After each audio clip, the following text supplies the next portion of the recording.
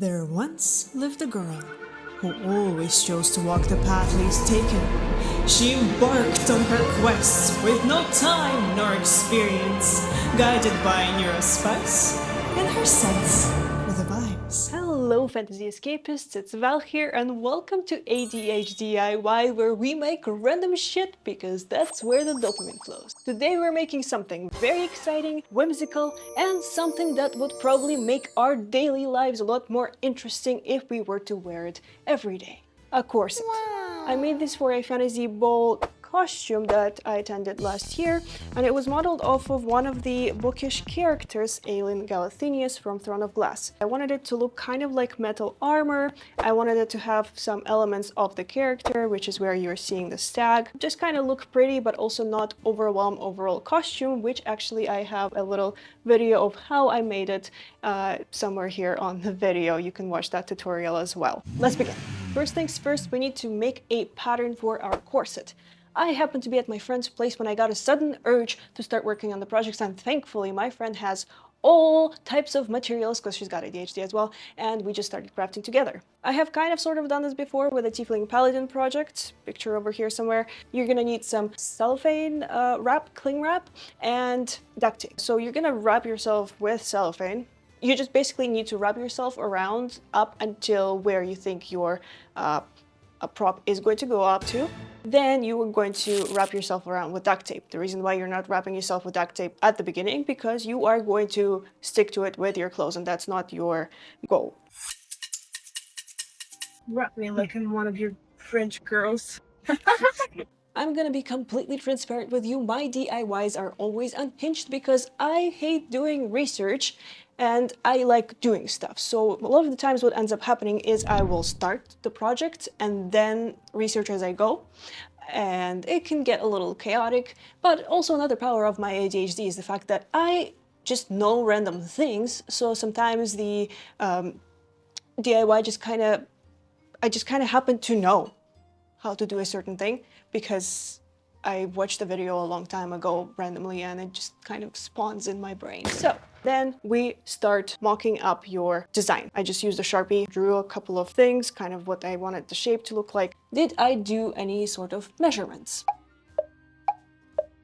No. Who do you take me for? I just kind of just checked out the vibe. This looked correct, so we just went with that. I had my friend help me out to cut the back. That's where the corset meets. Wow. And then cut out the shape. Because I didn't measure things properly, totally my fault. I will take up the guilt on that. I had to kind of re-measure things when the corset was cut out and recut certain areas so that it actually looks good on my body. No biggie. We ended up with a pretty decent costume afterwards. At the back of the corset over here, you see EVA foam.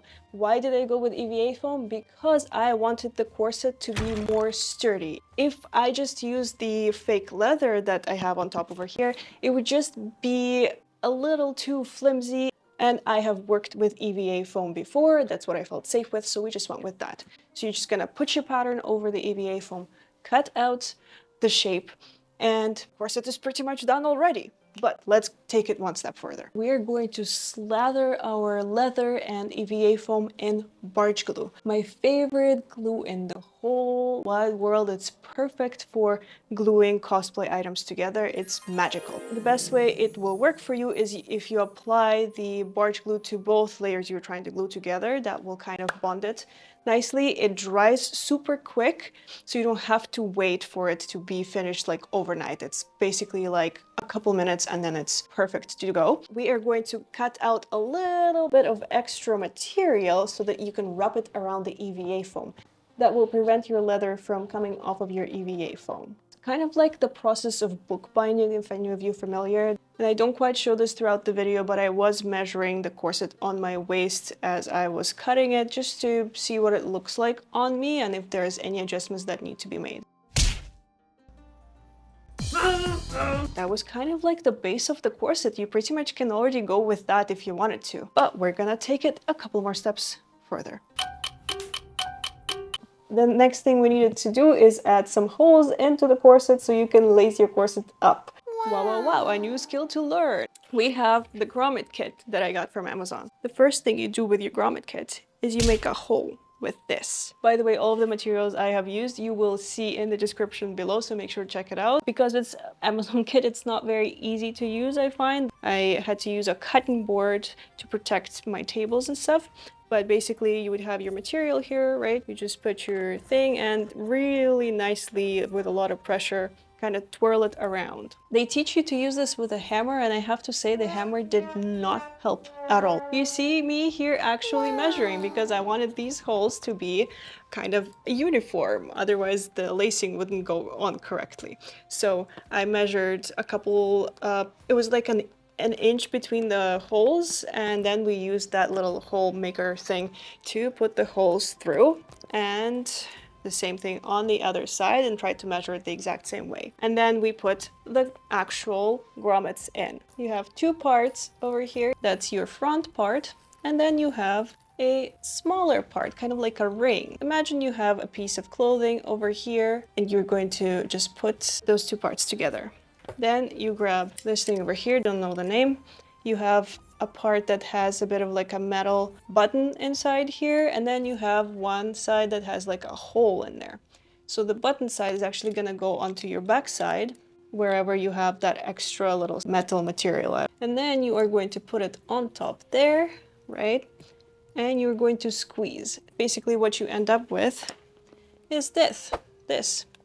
That's what it kind of looks like in the end. And then I wanted to test and see how the corset sits on my body. I got this green ribbon that I thought would go well with the character as well. I cut just about enough to lace in the corset and tie up. Wherever the cuts were, I made sure to use a lighter to prevent the ribbons from, disassembling.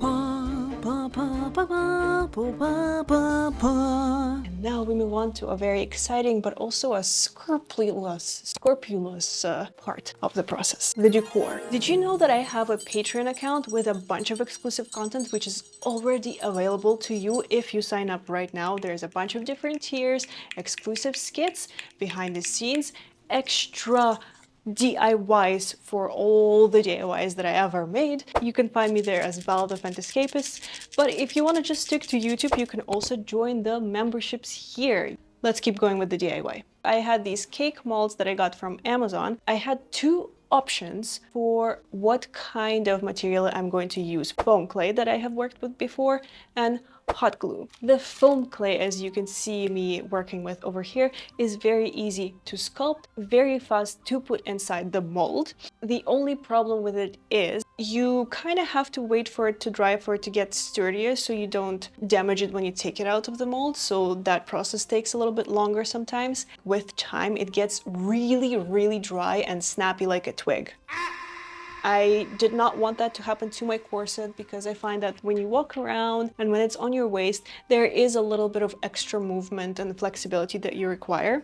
The reason why I was skeptical of using hot glue is it's a very time-consuming process to put the hot glue inside the mold. You have to be very careful how much glue you're putting in there. Make sure all the crevices are filled in because you can't use your finger to actually like jam it in like you can with foam clay. I think that process is actually a lot faster than if you were to use foam clay, because once the glue dries, which happens within a couple of minutes, you can easily take it out and it is ready for you to go as soon as you want to use it. And it's flexible.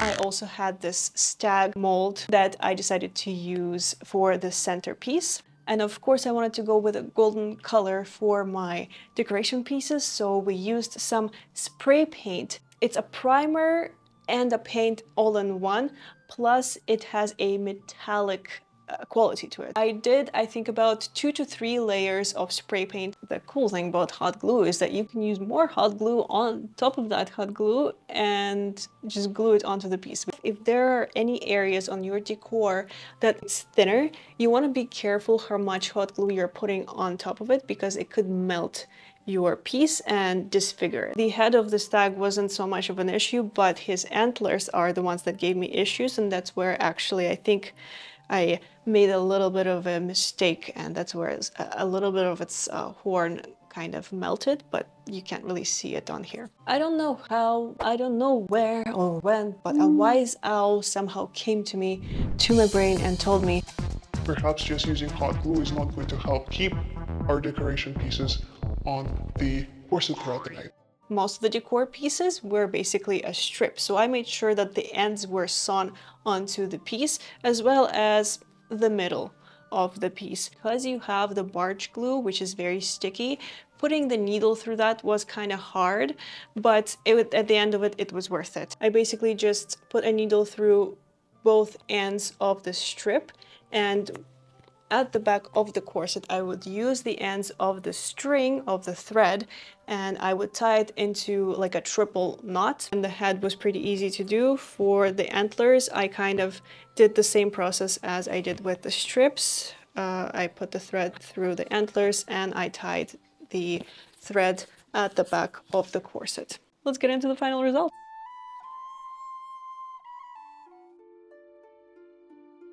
I felt pretty comfortable during the event. The corset did not restrict my movement as much as a corset would not restrict your movement.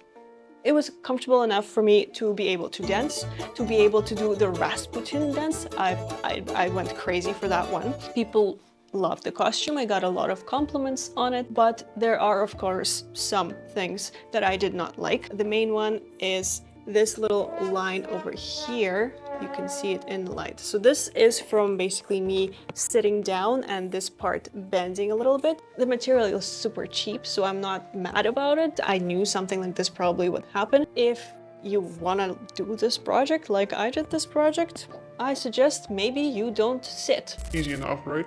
Thank you so much for watching Fantasy Escapist.